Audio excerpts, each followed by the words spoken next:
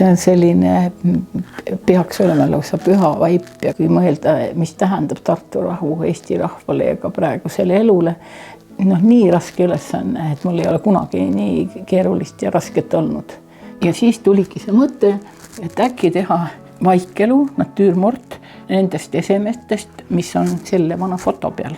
See imetlusväärne dokument või foto, mis on Tartu rahu allakirjutamise hetkest, kus Jaan Poska kirjutab alla ja Poskad tuletavad meelde tema näpitsprillid seal ühe terase silmaga, pidi ju tõtt vaatama ja kokku leppima ja silma vaatama, kui nii suurt otsust teha. Ja minu jaoks on ühed väga-väga armsad asjad alati kindad, seepärast, et kinnas on nagu käekoda ja loomulikult just sõrmkindad, labakindaga ju alla ei kirjuta.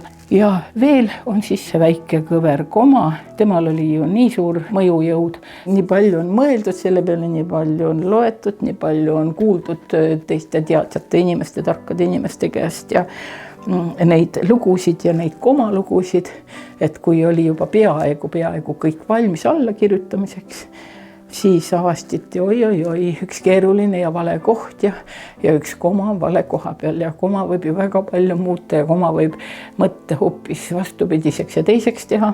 Ja siis see viimane majakene, see on saun, kus siis mindi igaks juhuks, et olla kõige puhtam selle allakirjutamise lepingu juures, kus saadeti vastaspool ka sauna, et ei oleks mingisugust nakkuse ohtu desinfitseerimiseks ja kus käis ka Poska ja kuhu ta unustas oma portfeli ja sellest on ka jälle oma jutt, kus olid siis saunariided pluss oma dokumentide mapp ja need on kõik niisugused põnevad lood. See ongi vast selline vaip, et siin annab meenutada neid jutte ja ise ma pean lugusid väga oluliseks ja miks mitte neid siis ka põimida vaipa ja miks mitte siduda mustrikeel ja mustrikujund siis sõnakujundidega ja lahti mõtestamisega.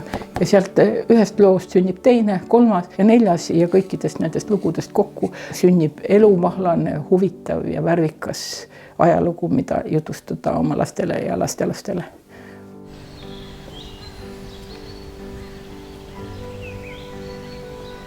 On 9 üliõpilast, kõik lähevad taludest eestikeelset haridust omandama, ülikooli ja siis need väiksed tähed seal, need on siis need 15 miljonit kuldtähte. Ma nii palju jõudnud kududa. Mõned näidised on meile annetatud kuldrubladest. Tore, mul on hea meel tegelikult, see vaip ei ole nii ilus, aga see koht on ilus.